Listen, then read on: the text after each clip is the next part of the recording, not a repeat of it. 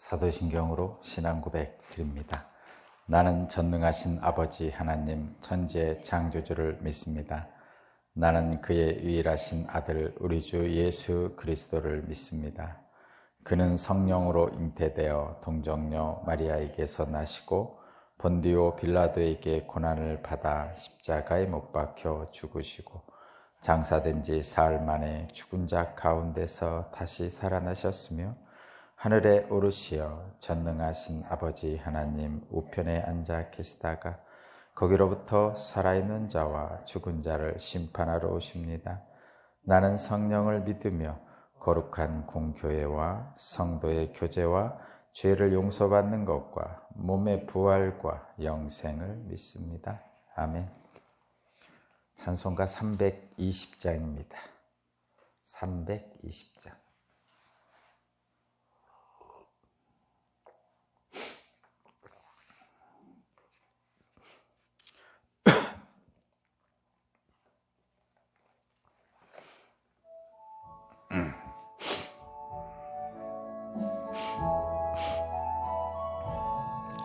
나의 죄를 정케 하사 주의 일꾼 삼으신 구세주의 넓은 사랑 항상 찬송합니다. 나를 일꾼 삼으신 주 크신 능력 주시고 언제든지 주 뜻대로 사용하여 주소서. 내게 부어주시려고 은혜 예비하신 주 주의 은혜 채워주사 능력 있게 하소서. 나를 일꾼 삼으신 주 크신 능력 주시고 언제든지 주 뜻대로 사용하여 주소서. 죄의 짐을 풀어주신 주의 능력 크도다. 나를 피로 사신 예수 내 맘속에 오소서. 나를 일꾼 삼으신 주 크신 능력 주시고 언제든지 주 뜻대로 사용하여 주소서. 주여 내게 성령으로 충만하게 채우사 생명수가 강물처럼 흐르게 하옵소서. 나를 일꾼 삼으신 주 크신 능력 주시고 언제든지 주 뜻대로 사용하여 주소서. 아멘.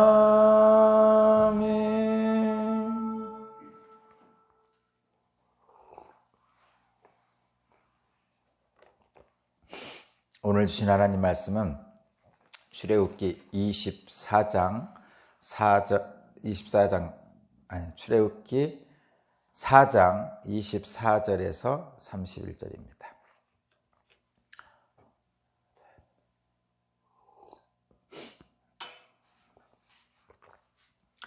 출애굽기 4장 24절에서 31절까지 말씀을 제가 봉독하겠습니다. 모세가 길을 가다가 어떤 숙소에 머물러 있을 때에 주님께서 찾아오셔서 모세를 죽이려고 하셨다. 십보라가 부싯돌 칼을 가지고 제 아들의 포피를 잘라서 모세의 발에 대고 당신은 나에게 피난편입니다 하고 말하였다. 그래서 주님께서 그를 놓아주셨는데 그때 십보라가 피난편이라고 말한 것은 바로 이 할례 때문이다. 주님께서 아론에게 광야로 가서 모세를 만나라고 말씀하시니 그가 하나님의 산에 가서 모세를 만나서 입에 맞추어 문안하였다. 모세는 주님께서 자기를 보내시면서 하신 모든 말씀과 자기에게 명하신 이적들에 관한 모든 것을 아론에게 말하여 주었다. 모세와 아론은 이집트로 가서 이스라엘 자손의 모든 장로를 불러 모았다. 아론이 주님께서 모세에게 하신 모든 말씀을 그들에게 알려주고 백성이 보는 앞에서 이적을 행하니 백성이 그들을 믿었다. 그들은 주님께서 이스라엘 자손을 굽어 살피시고 그들이 고통받는 것을 보셨다는 말을 듣고 엎드려 주님께 경배하였다. 아멘.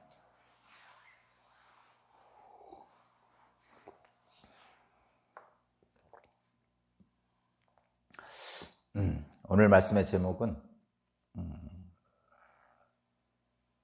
전투 준비 완료입니다. 전투 준비 완료. 다른 제목으로 하나님의 백성으로 하나됨. 하나님의 백성으로 하나됨이라는 제목입니다.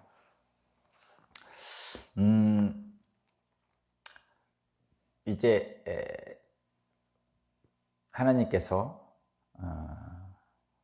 모세의 핑계를 다 해결해 주시고 마지막에 모세가 보낼 만한 사람을 보내십시오 하면서 거부했지만 결국은 하나님의 뜻대로 가게 되죠.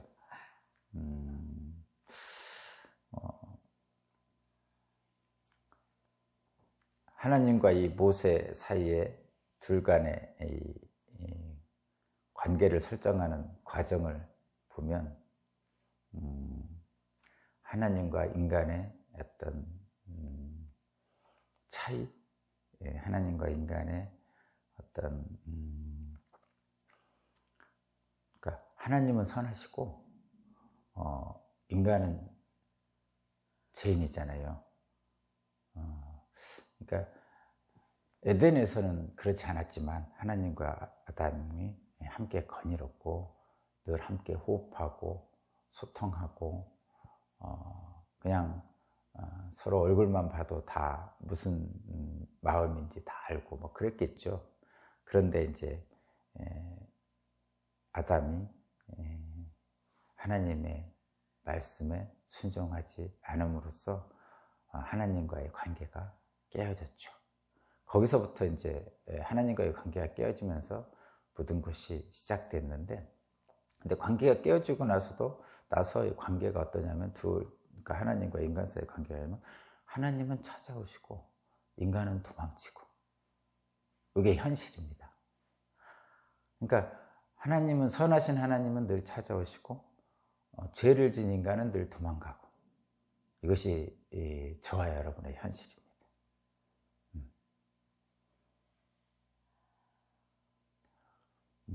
그렇죠. 뭐 돌아온 탕자의 비유도 마찬가지죠. 아버지는 언제나 사랑으로 처음이나 끝이나 동일하죠. 아들의 행동이 어떻든 간에 집안에서 그냥 아들로 잘 지낼 때도 하나님은, 아버지는 아들을 사랑했고, 아들이 아버지를 재산을 받아서 외국에 가서 허랑방탕하게 살 때도 아버지는 사랑했고, 다시 돌아와서 아버지 품에 안길 때도 아들을 사랑했어요. 그것이 이제 한결같은 신실하신, 이렇게 표현하잖아요. 신실하신 하나님의 모습이죠. 에덴에서도 그랬고 지금도 그러시고. 근데 이제 인간이 왔다 갔다 하는 거죠. 에덴에 있을 때, 아버지 품 안에 있을 때는 뭐 하나님과 잘 지냈죠. 아버지와 잘 지냈죠. 근데 어느 순간에 뭔가 모르지만 자신의 욕망을 좀 실현하고 싶어서, 하고 싶어서, 욕망대로 하고 싶어서 하나님의 명령을 어기고 선악을 알게 한 나무를 먹었죠. 아버지 품에 있던 이 둘째 아들도 뭔가 자기 욕망대로 하고 싶어서 유산을 미리 달라고 해서 먼 나라로 갔습니다. 그런 거죠. 그래서 결국은 아버지로부터 도망친 거죠. 하나님으로부터 도망쳤어요. 뭐 하나님께서 에덴으로부터 쫓아냈다고 표현은 되지만 실제로는 인간이 하나님으로부터, 아버지로부터 도망친 거죠. 그렇습니다. 그 상황이에요. 지금도 마찬가지죠. 하나님은 우리를 여전히 사랑하셔서 찾아오시고요. 저와 여러분들은 여전히 죄인으로서 하나님 낯을 피해서 숨는 상황입니다. 그런 상황입니다. 그러면 어떻게 하면 이제 다시 하나님께 회복할 수 있느냐? 하나님과의 관계의 회복에 대한 그 과정을 계속적으로 이제 성경에 기록한 것이 바로 성경이죠. 하나님과의 어떻게 관계를 회복할 것인가? 그래서 하나님이 주시는 풍성한 은혜를 누리며 어떻게 살 것인가라는 것이 이제 성경의 그 길을 이제 제시하고 있는 거죠. 결정적인 것은 역시 예수님이죠. 예수께서 십자가에 달리심으로써 우리 인간과 하나님과의 깨어졌던 관계를 회복시키셨죠. 그래서 저와 여러분들은 예수 그리스도의 십자가의 그 보혈의 피의 그 은혜에 힘입어서 예수 그리스도의 옷을 덧입음으로써 하나님과 화해되고 하나님께 직접 나아갈 수 있고, 십자가에 죽은 예수 그리스도를 믿는 믿음으로 하나님의 자녀가 되는 권세를 회복한 거죠. 그래서 이제는 하나님과 관계가 저와 여러분들은 회복된 거죠. 십자가 예수 그리스도를 믿음으로. 그러면 이제 그 다음부터는 어떻게 하냐? 하나님이 주시는 은혜를 우리가 받아 누릴 수 있게 된 것이죠. 그것이 이제 구원의 하나님의 계획입니다. 이스라엘 백성들에 대한 하나님의 구원 계획도 마찬가지죠. 마찬가지입니다. 이 이스라엘 백성들에 대한 하나님의 구원 계획을 성경에 기록한 것은 지금 출애굽기가 그 과정인데, 이스라엘 백성들에 대한 하나님의 구원 계획을 이게 진행해 가는 과정을 지금 계속 우리가 보고 있는 거잖아요. 근데 이런 과정이 오늘날에도 계속되고 있고요.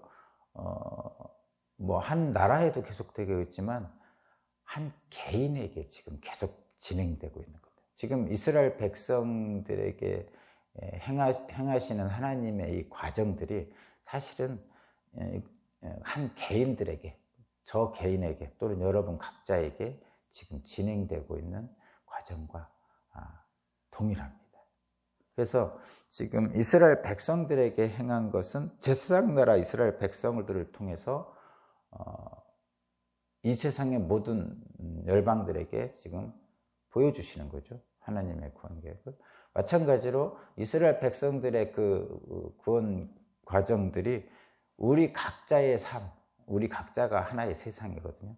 우리 각자의 삶에 어떤 하나님이 행하시는 구원 계획들이 지금 진행되고 있는 것과 아주 유사하게 되고 있음을 보여주고 계시는 거예요. 그러니까 이렇게 생각하시면 됩니다. 지금 이스라엘 백성의 출애굽 과정을 보고 있는데, 이 과정이 나 자신의 신앙의 여정과 같다라고 보시면서 보시면 됩니다.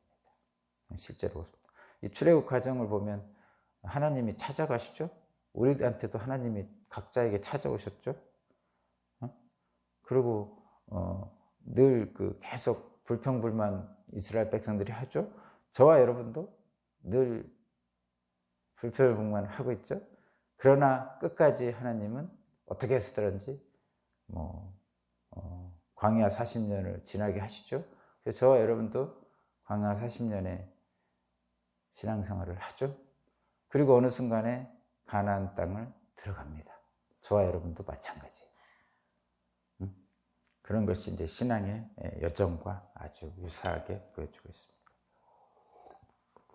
자신의 신앙의 여정과 이스라엘 민족의 그 출애굽 과정, 가나안 땅에 들어가는 과정을 이렇게 연결시켜서 보시면 더 큰 하나님의 마음을 우리가 알 수 있습니다. 우리를 사랑하시는 하나님의 마음을 알 수가 있죠. 오늘은 전투 준비 완료한 거죠. 이제 바로에게 이제 가야 되는 거죠. 근데 바로에게 가려면 어떻게 해야 되냐면, 바로라는 엄청난 권력자잖아요. 애굽의 왕이고 당시 이 지역 패권을 장악했던 세상의 대표자입니다. 세상 권력자, 뭐라고 하죠? 공중 권세 잡은 자, 뭐 이렇게 표현하기도 하고, 그 세상의 권력자 앞에 나아가 싸워야 되는 거죠. 소위 말하면 어떻게 보면 영적 전투? 영적 전투가 눈에 보이지 않는 전투라고 하는데 실제로는 그 보이지 않는 전투를 통해서 사실은 현실이 움직인다니까요. 실제로 출애굽이라는 현실이 일어나듯이 저와 여러분도 마찬가지예요. 영적 전투가 자꾸 보이지 않는 것이라서 현실에 아무 영향을 미치지 않는다고 생각하는 분들이 있는데 실제로 현실에 영향을 미치게 되죠. 전투 준비 완료. 어떻게 전투 준비를 완료합니까? 하나님의 백성으로 하나 되는 거죠. 말하자면 이런 거죠. 단일 대오를 형성하는 거예요. 왜 그 전투 준비를 하려면 사람들이 쭉 자기 자리를 지켜서 하나의 목적지를 향해서 나아가는 거죠. 하나의 목적지를 향해서 나아가는 그 준비, 이런 것들 뭐라 그러냐면 단일 대오를 형성한다. 이러면 단일 대오라는 것은 쫙 줄 맞춰서 한쪽을 향해 나아가는 그 준비를 얘기하는 것 같아요. 단일 대오. 한번 찾아봐야 되겠습니다. 단어를. 하나님의 백성으로 하나 되는 과정을 겪게 됩니다. 근데 이 구체적인 현상이 오늘 3가지가 나옵니다. 그 하나님의 백성으로 하나 돼서 이제 바로에게 나아가는 바로 전 단계를 오늘 보여주고 있습니다. 첫 번째는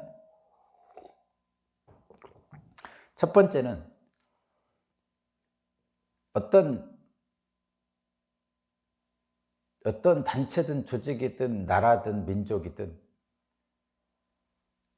하나님이 이끄시죠. 당연히 모든 것을 다 하나님이 이끄십니다. 다만 인간 지도자가 필요해요. 가정에도 부모가 중요한 것은 결정하잖아요.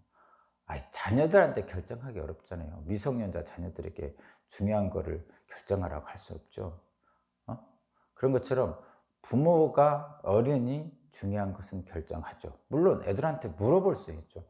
우리 이사 가려고 그러는데 같이 가자, 이렇게 제안도 하고 물어보고 달래기도 하고 이렇게 할 수도 있는 거죠. 그러나 모든 것은 기본적으로 결정할 만한 위치에 있는 부모가 결정을 하는 거죠. 아버지, 어머니 이런 분들이 결정하죠. 그런 것처럼 모든 단체나 조직은 지도자가 있어요. 물론 그 모든 단체를 이끄신 분은 하나님입니다. 전제는 그렇게 깔고. 그러나 지도자가 있는데 첫 번째 그 하나님의 백성으로 하나 되기 위한 이 첫 번째 중요한 것은 지도자죠. 두 번째는 그 지도자가 혼자 하는 게 아니죠. 늘 그 지도자와 동역자가 있습니다. 그러니까 동역자의 협력이 꼭 필요합니다. 하나의 목표를 향해 나가고자 하는 동역자가 꼭 필요하죠. 세 번째는 지도자가 있고 동역자가 있고 가장 중요한 백성이 있죠. 이스라엘 백성 전체, 일반 백성들. 일반 백성 하니까 좀 이상하네. 하여튼 그런 백성이 있습니다. 이 셋이 하나가 돼야 됩니다. 뭘로 하나 되죠? 하나님의 백성으로 하나가 되는 거죠. 하나님의 백성으로 이 셋이 하나 돼서 바로에게 가는 겁니다. 자, 그러면 어떻게 하나 됩니까? 어떻게 하나 됩니까? 첫 번째, 지도자는 전투에 앞서서 자기 점검을 해야 됩니다. 지도자는 자기 점검. 자기 점검이 첫 번째는 뭐냐? 일단은 자기 자신을 돌아봐야 돼요. 스스로. 첫 번째는 자기 자신을 돌아봐야, 자기 자신을 성찰해야 됩니다. 두 번째는 나와 동일시되는 내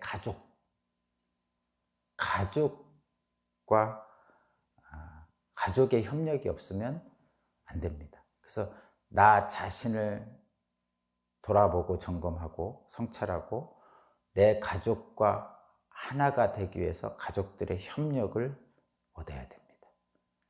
그 가족들의 협력과 자기 자신을 성찰하는 부분이 오늘 본문의 24절에서 26절이에요. 제가 24절, 26절 다시 한번 읽어볼게요. 지도자 자기 자신의 점검을 하는 데 있어서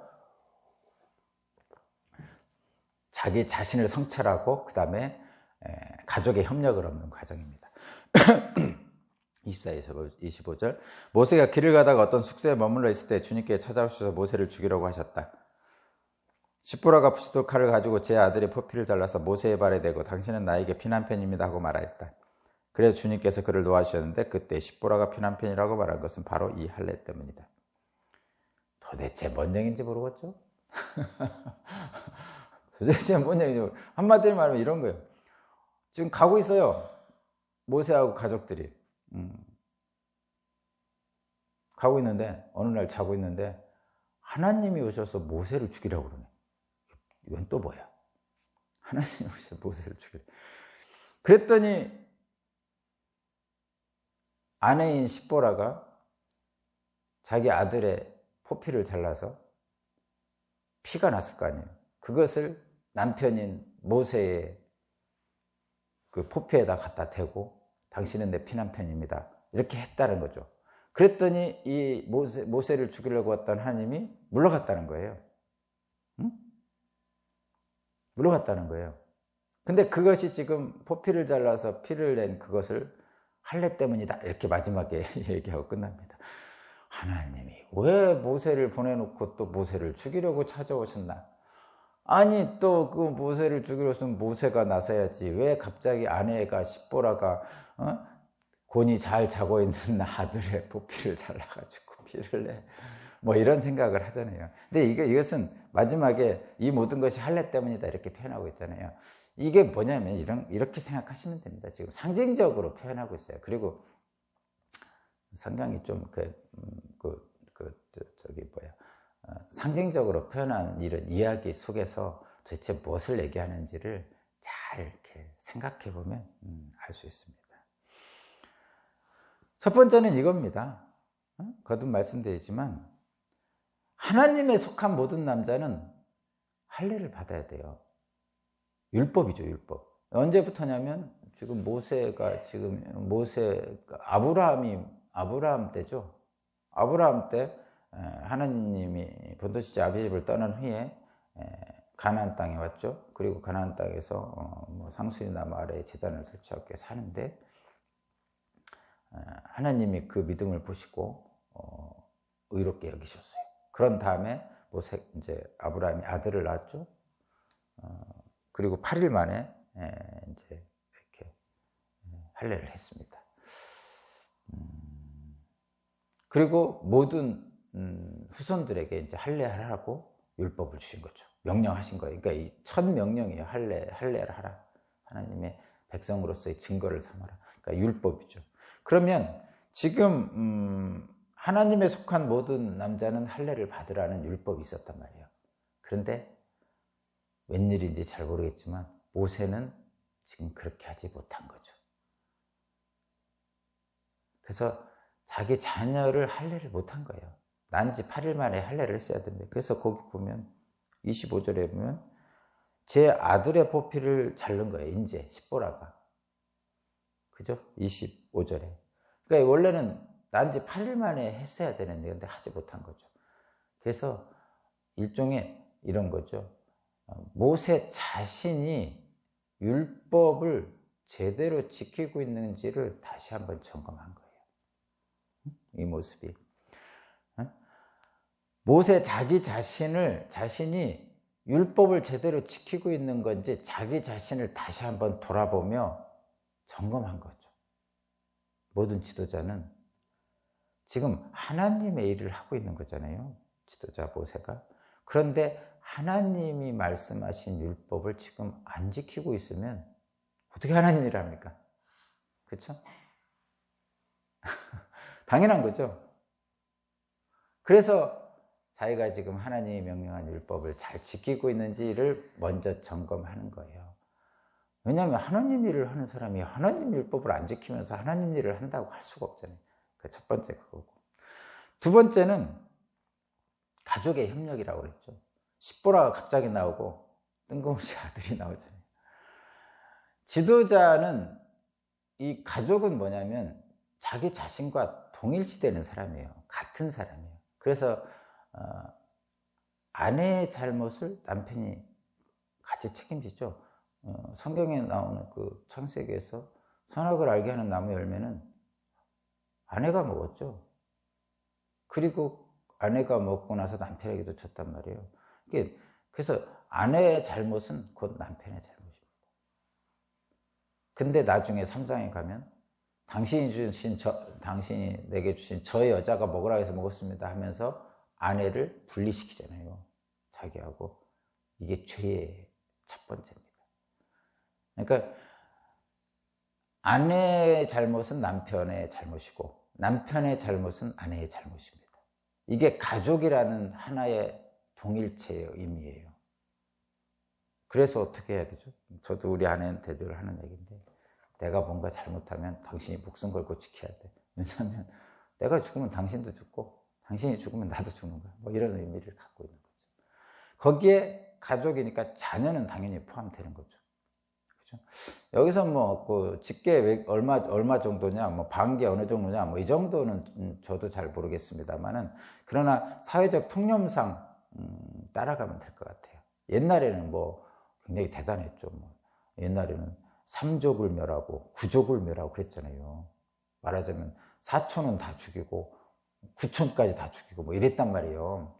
그 9족, 4족이 그 뜻인가 모르겠는데, 그런데 지금은 어떻게 되죠? 그냥 직계죠. 말하자면 부모, 나, 자녀, 이렇게 보통 이 정도죠.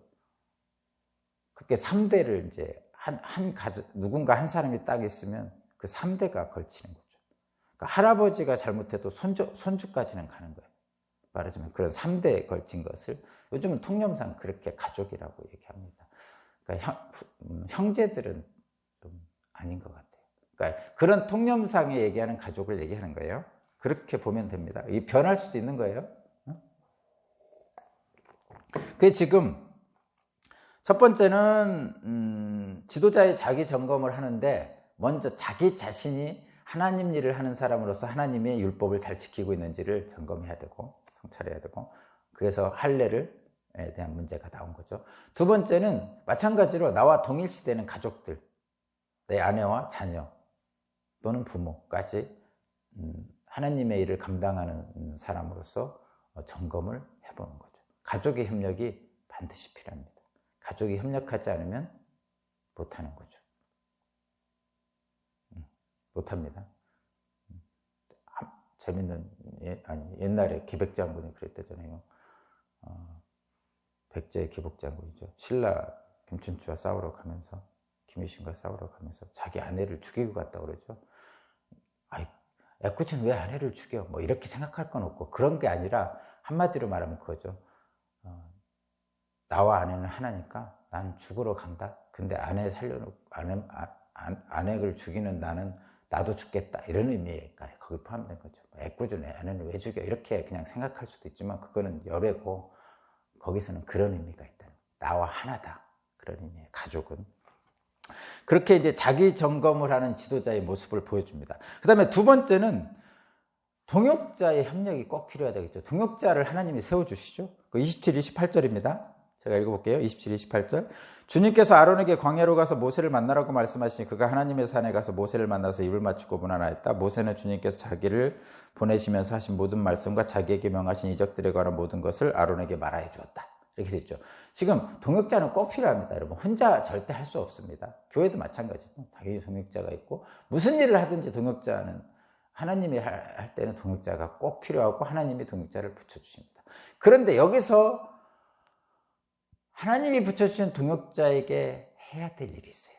가족들은 사실은 스스로 모세와 동일시를 해서 자기 스스로 해야 돼요. 사실은 가족들은. 물론 가족들을 설득하는 과정도 있어야 되겠지만, 그러나 가족들은 같은 동일체란 말이에요. 그래서 가족들은 그냥 내 아버지, 내 어머니 또는 내 자식이 그런 일을 하고 있으면 당연히 그냥 가서 하는 거죠. 그렇게 생각해야 됩니다.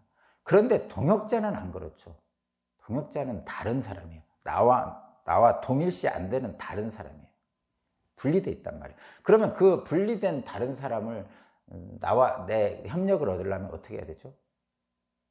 잘 설득해야 되죠. 어떻게 설득한다고요? 그 28절 보세요. 28절. 모세는 아론의 동역자인 아론의 협력을 얻기 위해서 뭐를 하냐? 모세는 주님께서 자기를 보내시면서 하신 모든 말씀을 알려줍니다.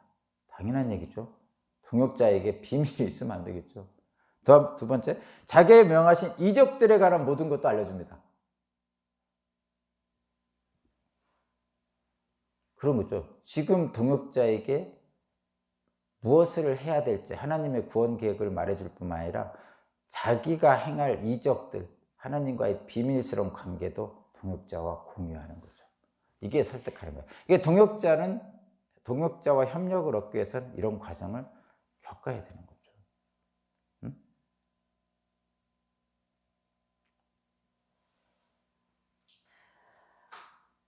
그래야 목표가 같죠. 한 방향으로 가는 겁니다. 하나님의 구원 계획에. 사업하는 동업자, 여기 우리 동역자가 아니죠. 동업자들, 사업하는 동업자는 깨지기 쉽죠. 잘 돼도 깨지고 안 돼도 깨지잖아요. 사업자는. 그건 목표가 돈을 위해서 가지만 각자의 이익에 따라 가기 때문이죠. 근데 이것은 좀 동역자는 그렇지 않죠. 어떤 믿음과 신뢰로 가는 거죠. 믿음으로 다른 겁니다. 그래서 동업자는 5월 동주예요. 같은 배를 타고 있는데 생각이 다른 거죠. 근데 동역자는 같은 배를 타고 있고 생각도 같습니다. 그러기 위해서 모든 것을 함께 공유해야 돼요. 비밀도 공유하고 그렇게 하는 거죠. 자, 첫 번째는 지도자의 자기 점검이고 두 번째는 동역자의 협력을 얻어야 됩니다. 세 번째는 뭐냐면 구원받을 대상들이죠. 이스라엘 백성들입니다. 근데 이스라엘 백성들이 안 따르면 어렵겠죠. 그래서 이스라엘 백성들의 신뢰를 얻어야 돼요. 당연한 거죠. 이스라엘 백성들의 신뢰를. 어떻게 했냐면 거기 보세요. 29절, 30절, 31절까지 제가 읽겠습니다. 모세와 아론은 이집트로 가서 이스라엘 자손의 모든 장로를 불러 모았죠. 먼저. 그 다음에 아론이 주님께서 모세에게 하신 모든 말씀을 그들에게 일러주고 백성이 보는 앞에서 이정을 행했죠. 그랬더니 백성이 믿었습니다. 지금 지도자와 모세와 동역자 아론이 하나님의 일을 하러 갑니다. 근데 사람들을 설득시켜야 돼요. 말하자면 사람들을 설득시켜서 신뢰를 갖게 해야 됩니다. 이스라엘 백성들의 신뢰를 얻어야 됩니다. 그런데 어떻게 얻냐면 첫 번째, 백성들의 모든 장로들을 불러 모아서 뭐를 하죠? 거기 29절에 이스라엘 자손의 모든 장로를 불러 모아서 뭐를 하냐면 30절 아론이 말을 잘한다고 그랬죠. 모세는 말을 잘 못하고. 그러니까 아론이 말 잘하는 아론이 가서 주님께서 모세에게 하신 모든 말씀을 그들에게 일러줬습니다. 그죠? 이해시켰다 이런 얘기예요. 하나님의 구원 계획을 이해시켰어요. 장로들에게. 근데 뭐 수백만 명 된 모든 백성에게 다 이렇게 막 요즘은 문자로도 보내고 막 이렇게 영상으로도 보낼 수 있지만 옛날엔 그렇게 못했잖아요. 그러니까 이스라엘 백성의 장로들, 특히 그들의 장로들에게만 모여서 설득했겠죠, 당연히. 지금은 뭐 다 영상통화 가능하지만 옛날에는 그렇게 못했으니까. 당연히 장로들, 그 중에 이제 지도자, 지금도 마찬가지예요, 사실은. 아무리 영상통화 된다 해도 영향력 있는 그 사람들 있잖아요. 어떤 가문의 대표자, 뭐 이런 거죠. 12지파의 대표자, 뭐 이런 식입니다. 말하자면 여기 모인 장로들이. 그러니까 그런 사람들이 이제 여론을 주도하는 층이란 말이에요. 그 여론 주도층에게 하나님의 계획을 설명한 거죠. 첫 번째, 하나님의 말씀을 그들에게 일러줬습니다. 그리고 나서 모든 백성들에게 뭐라냐? 이적을 직접 보여줬어요. 거기. 백성이 보는 앞에서 이적을 행했다. 이렇게 기록하고 있잖아요. 그죠? 지금 이것들은 하나님이 하시는 거죠. 3가지 이적을 보여줬죠. 그렇습니다. 그런데 여러분, 이것만 가지고 백성들의 신뢰를 얻을 수 있습니까?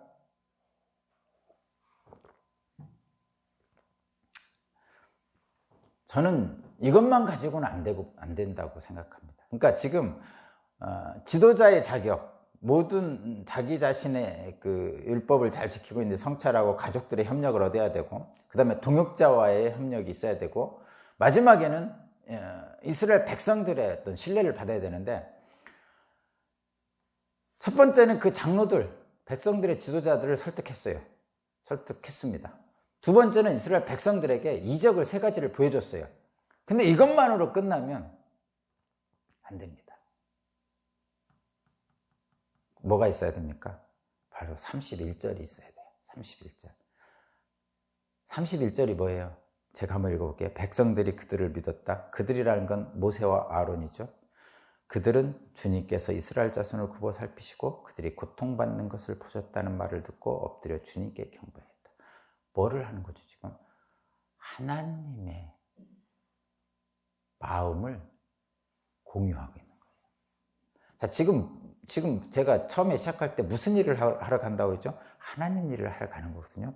그러면 이스라엘 백성들이 물론 모세와 아론을 믿는 거 중요합니다. 신뢰하는 거 중요합니다. 그러나 가장 중요한 것은 지금 하나님의 일을 하고 있다는 것을 모든 백성이 함께 알아야 돼요.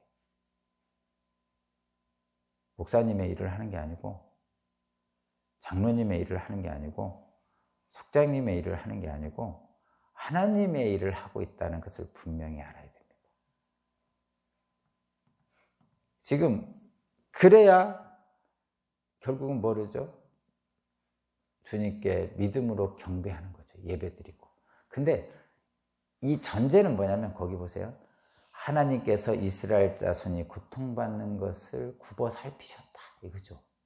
자, 다시 한번. 이게 중요해요. 우리들은 우리가 예배를 드리는데 무엇이 핵심이냐면, 하나님이 내게 나의 고통받는 것을 불쌍히 여기시고 나를 굽어 살피셔. 이것을 느껴야 돼요, 백성들이. 그러니까 교인들이 사실은. 근데 잘 못 느끼죠. 그냥 다녀주죠, 교회를. 보통 그렇잖아요. 그게 제가 계속 예배 드리면서 가르치는 가장 핵심이 바로 이거죠. 하나님이 당신을 사랑하시고 당신이 이 땅에서 고통받는 것을 굽어 살펴보시고 어떻게 쓰든지 그것을 좀 이렇게 위로해 주고 좀 이렇게 해결해 주시기 위해서 애쓰고 계셔. 말하자면 하나님이 당신을 귀하게 생각하고 사랑하고 계셔. 이거를 계속 하려고 하고 있어요.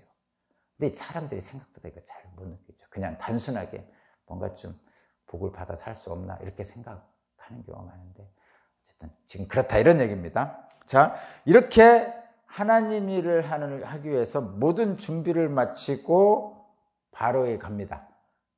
다시 한번 강조하는데 하나님의 백성으로 갑니다.